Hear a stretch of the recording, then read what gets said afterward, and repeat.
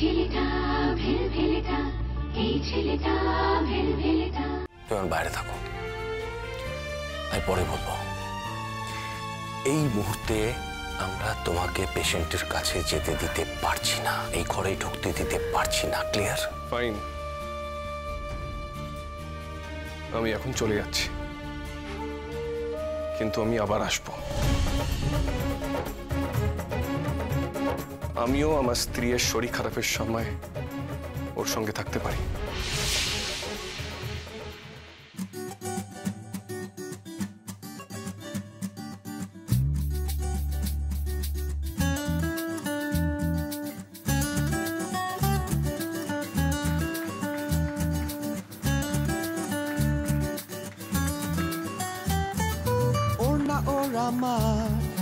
হলে আলো ভিড়, জানলা খোলা হালকা হাওয়া তীর।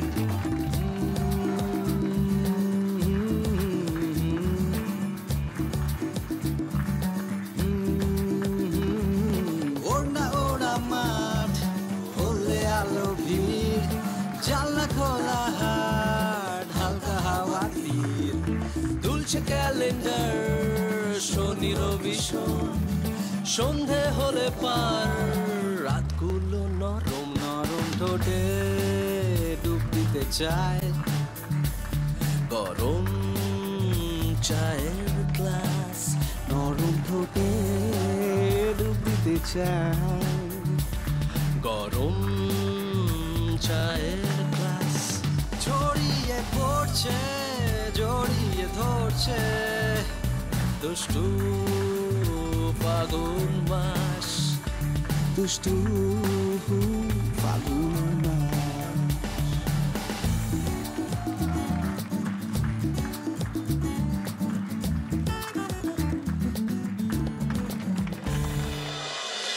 মা, তুই এইভাবে ভেঙে পড়ছিস কেন? ও রেসপন্সিবল ছেলে, ঠিক চলে আসবে। আর কখন আসবে বাপি? আমাদের রিকোয়েস্টে ওরা আরো একটা গান করছে, কিন্তু কতবার রিকোয়েস্ট করবো আর কটা গানের জন্য ওদের রিকোয়েস্ট করব? ঠিক আছে, আমাকে বলে যায়নি, আমার উপর অভিমান হয়েছে, মানলাম, কিন্তু অন্য কাউকে তো বলে যেতে পারতো, বলো? ঠিকই বলছিস মা, তবে কি জানিস, আমার মনে হয় একটা মানসিক অশান্তিতে আছে। সেটা তো আমাকে জানাতে হবে, আমাকে বলতে তো হবে। এটা তো অন্য কারো না কাউকে বলে যাওয়া উচিত ছিল। এক সেকেন্ড, সরি।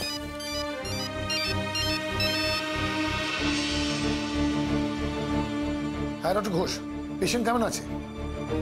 পেশেন্টের কন্ডিশন ডিটোরিয়েট করেছে। প্রথমে ভালোই ছিল, কিন্তু কেন এমন হলো বুঝতে পারছি না। ও মাই গড, ডিটোরিয়েট করেছে? আচ্ছা, কোনো রকমের কোনো এক্সাইটমেন্ট হয়নি তো? না, তেমন কিছু নয়। ওর বাড়ির লোক আছে সঙ্গে, তবে মনে হয় ওর হাজবেন্ড এসেছে। ও মাই গড, এবার বুঝতে পারছি। তার মানে হয়তো হাজবেন্ডকে দেখে সাময়িকভাবে এক্সাইটেড হয়ে গেছে, বুঝতে পারলেন? আচ্ছা, আমাকে একটা কথা বলুন, হাজবেন্ড তো বাইরে থাকতো, চলে এসছে? তবে মেয়েটির হাজবেন্ড আসার আগেই ওর শরীর খারাপ আরম্ভ হয়েছিল। আচ্ছা ডক্টর ঘোষ, একটা কাজ করুন, আপনি ওই যে সেকেন্ড ডোজটা আপনাকে বলেছিলাম না, ওই ডোজটাকে একটু কমিয়ে দিন। যেটা আমি আপনাকে 10 ml বলেছিলাম, ওটাকে 5 ml করুন। হ্যাঁ,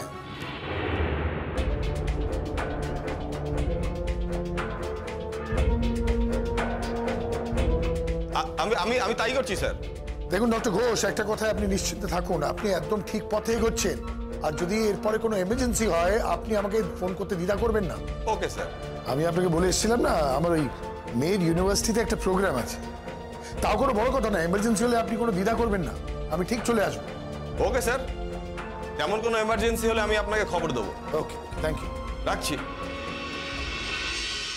তুমি আজও চলে যাবে তাই না বাপি? নিশ্চয়ই তোমার কোনো জরুরি কাজ চলে এসছে। হ্যাঁ মা, জরুরি কাজ মানে এমার্জেন্সি। ওই ছোট্ট মেয়ে বলেছিলাম না, তার আবার হাজবেন্ডও আছে। সব ওষুধপত্র সব দিয়ে এলাম, বলে এলাম কোন ইঞ্জেকশন দিতে, কিন্তু কেসটা ডিটেরিয়েট করেছে। ওরা বললো ওর নাকি হাজবেন্ড এসছে, হয়তো সাময়িকভাবে এক্সাইটেড হয়ে গেছে। আর এমার্জেন্সি না হলে আমি যাবো না বাবা, তোমার প্রোগ্রামটা দেখেই যাবো। মা এসছে বাপি? হ্যাঁ এসছি, অডিটোরিয়ামে বসে আছে তো। দেখোই না শেষ পর্যন্ত আমাদের পারফরমেন্সটা হয় কি হয় না। আরে কেন হবে না, তো তোরা এত বড়ভাবে আয়োজন করেছিস, আয় মা আয়। হ্যাঁ, ও না এলে এতগুলো ছাত্রছাত্রী ওকে ছেড়ে দেবে? ও তুই দেখ, ঠিক চলে আসবে, চিন্তা করিস না। ওই তো আবির আসছে। হ্যাঁ, ওই তো আবির।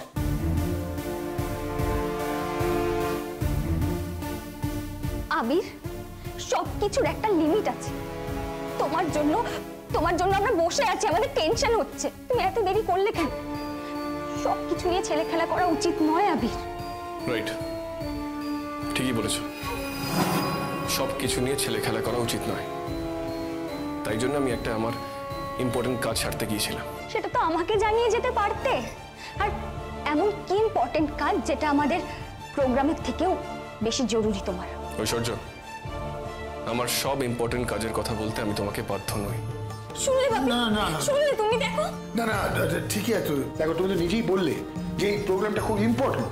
তা তোমাদের এই কথাটা পরে বলো, এখন ওকে তৈরি হতে দাও। তো পারফরমেন্সের প্রেশার আছে, অনেকগুলো পারফরমেন্স আছে। এসো বাবা, এসো। আবির এসো, এসো। এই আবির এসছি, চলো চলো চলো। কি এমন জরুরি কাজ আছে ওর জীবনে যা ও আমাকেও বলতে পারে না? যে কাজটা সারার জন্য ওকে এইরকম একটা অবস্থায় বেরিয়ে যেতে হয়। কোথায় গেছিল? কার কাছে? কার কাছে? মুক্ত তুলি টান, বুক বসন্ত তোল, নতুন পাতায় গান, অঙ্ক খাতায় গোল, আবির মাখা মন, ধুলোয় ঢাকা প্রেম, তারার পাড়ায় ফোন, চাঁদের গালে প্রেম, প্রেমের সাজে সাজতে চায়, ইনফ্যাচুয়েশন ক্রাশ, প্রেমের সাজে সাজতে চায়, ইনফ্যাচুয়েশন ক্রাশ, ছড়িয়ে পড়ছে, জড়িয়ে ধরছে, দুষ্টু ফাগুন মাস, দুষ্টু ফাগুন মাস।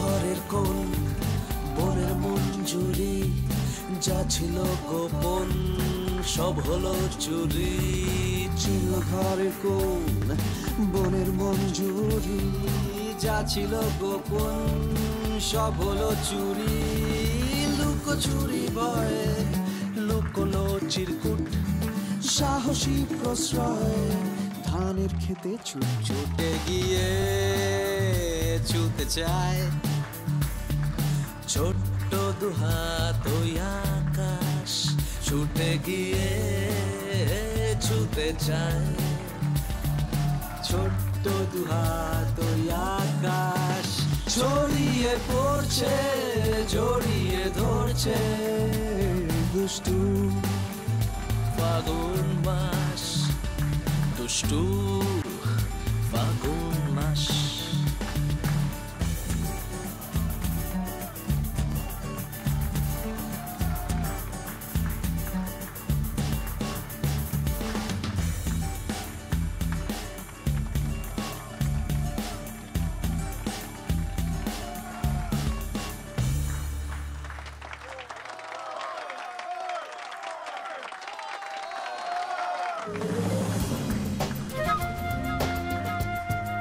আসলে সমস্ত ভালোর একটা শেষ থাকতে হয়, যেটা আমরা প্রত্যাশা করব যে শুভপ্রকার এই ভালো অনুষ্ঠানের এই রেশটুকু থেকে যাবে সমস্ত বছর জুড়ে আমাদের সবার মনে। কারণ এরপরে আরো অনেক বড় আকর্ষণ অপেক্ষা করছে, রবীন্দ্রনাথ ঠাকুরের সাপমোচন। এই ইউনিভার্সিটির নবীন এবং প্রবীণদের মিলিত অংশগ্রহণে এই অনুষ্ঠানও সমান আকর্ষণীয় হয়ে উঠবে, এটা প্রত্যাশা করাই যায়। আমরা এবার দেখে নেব সাপমোচন। গন্ধর্ব সৌরসেন সুরসভায় গীতনায়কদের অগ্রণী। সেদিন তার প্রেয়সী মধুশ্রী গেছে সুমেরু শিখরে সূর্য প্রদক্ষিণে।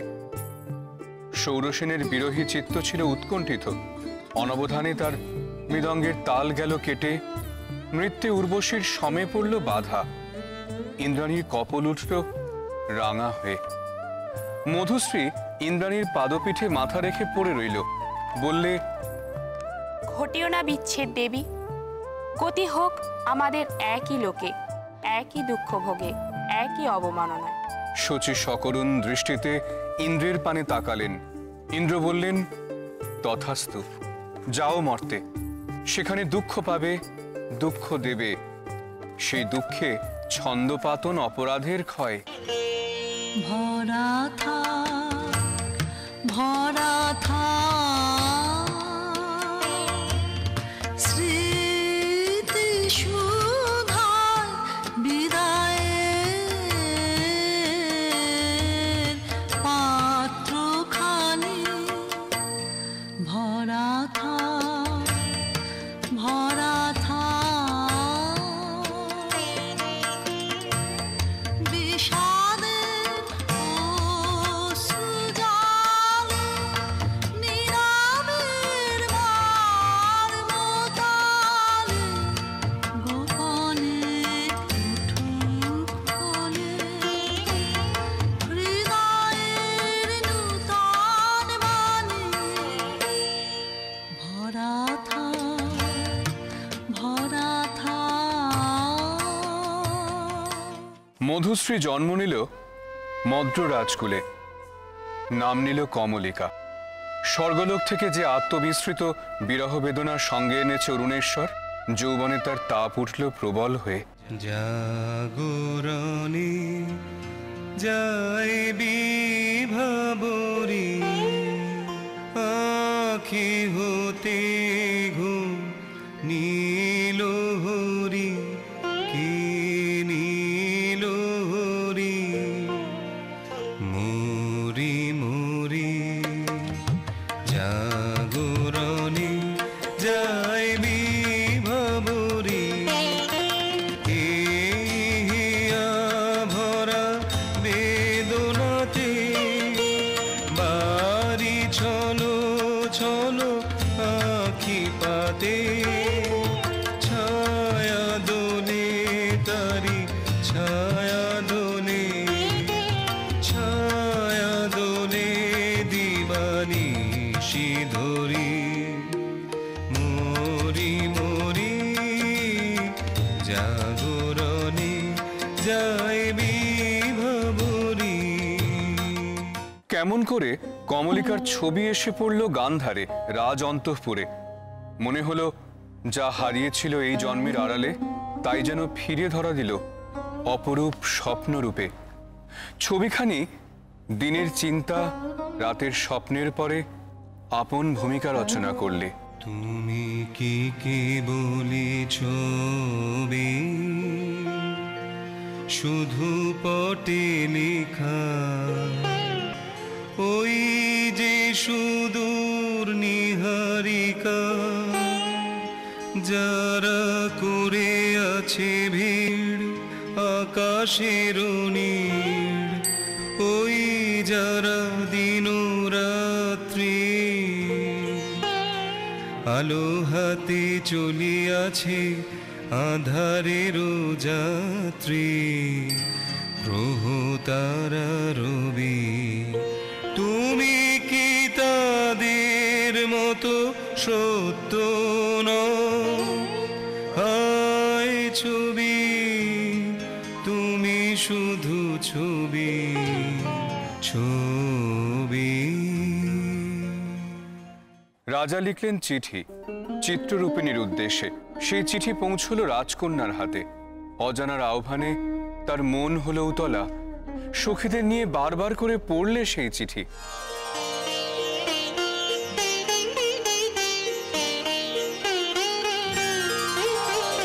দে পড়ে দে আমায় তোরা, কি কথা আজ লিখেছে সে দে।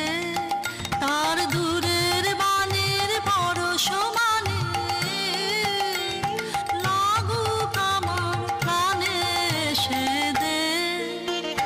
দে পড়ে দে আমায় তোরা, কি কথা আজ লিখেছে সে দে। গান্ধারের দূত এলো মদ্র রাজধানীতে। বিবাহ প্রস্তাব শুনে রাজা বললে, আমার কন্যার দুর্লভ ভাগ্য, চৈত্র পূর্ণিমার পুণ্যতিথিতে শুভ লগ্ন। সেই বিবাহ রাত্রে দূরে একলা বসে রাজার বুকের মধ্যে রক্ত ঢেউ খেলিয়ে উঠল। কেবলই তার মনে হতে লাগলো লোকান্তরে কার সঙ্গে এই রকম জ্যোৎস্না রাত্রে সে যেন এক তোলায় দুলেছিল। ভুলে যাওয়ার কুহেলিকার ভেতর থেকে পড়েছে মনে একটা পদ, তার মনে গুঞ্জরিয়া উঠছে, ভুলো না, ভুলো না, ভুলো না, ভুলো না, ভুলো না, ভুলো না। সেদিন দুজনে দুলেছিল বনে, ফুলো ডোরে বাঁধা ঝুলো না। সেই স্মৃতিটুকু কভু ক্ষণে ক্ষণে যেন জাগে মনে, ভুলো না, ভুলো না, ভুলো না। সেদিন দুজনে দুলেছিল বনে, ফুলো ডোরে বাঁধা ঝুলো না। সেদিন বাতাসে ছিল তুমি জানো, আমারই মনের প্রলাপ জড়ানো। আকাশে আকাশে আছিল ছড়ানো তোমার হাসির তুলনা, ভুলো না, ভুলো না, ভুলো না। সেদিন দুজনে দুলেছিল বনে, ফুলো ডোরে বাঁধা ঝুলো না। যথালগ্নে রাজহস্তির পৃষ্ঠে রত্নাসনে রাজার প্রতিনিধি হয়ে এলো অরুণেশ্বরের বক্ষবিহারিণী বীণা, রাজার অশ্রুত আহ্বান সঙ্গে করে। সখীরা দূরদৃষ্ট বন্ধুর আবাহন গান গাইলে।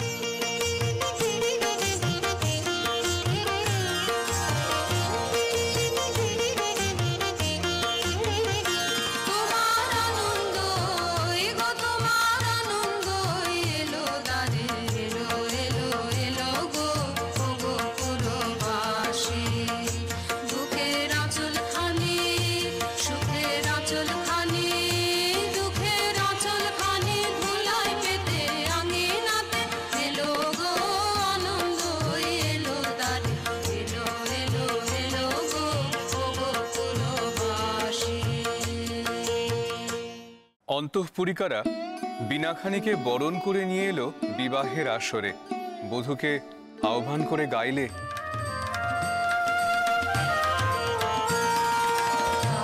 আজরে বাঁশরি বাজো, বাজো।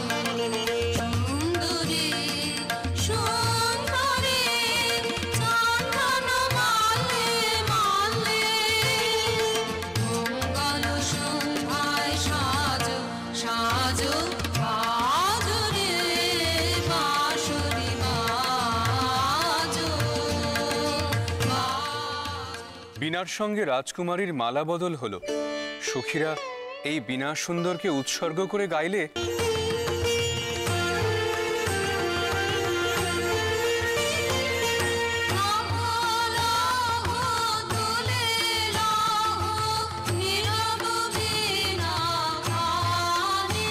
তোমার নন্দননী কুঞ্জ হতে সুর দেহ তায়ানি, ওহে সুন্দর, হে সুন্দর।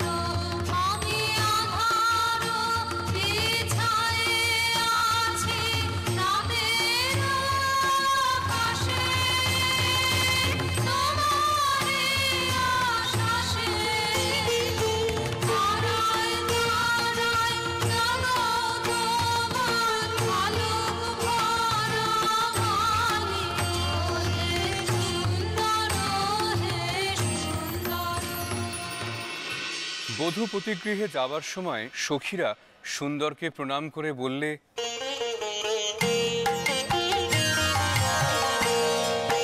রাঙিয়ে দিয়ে যা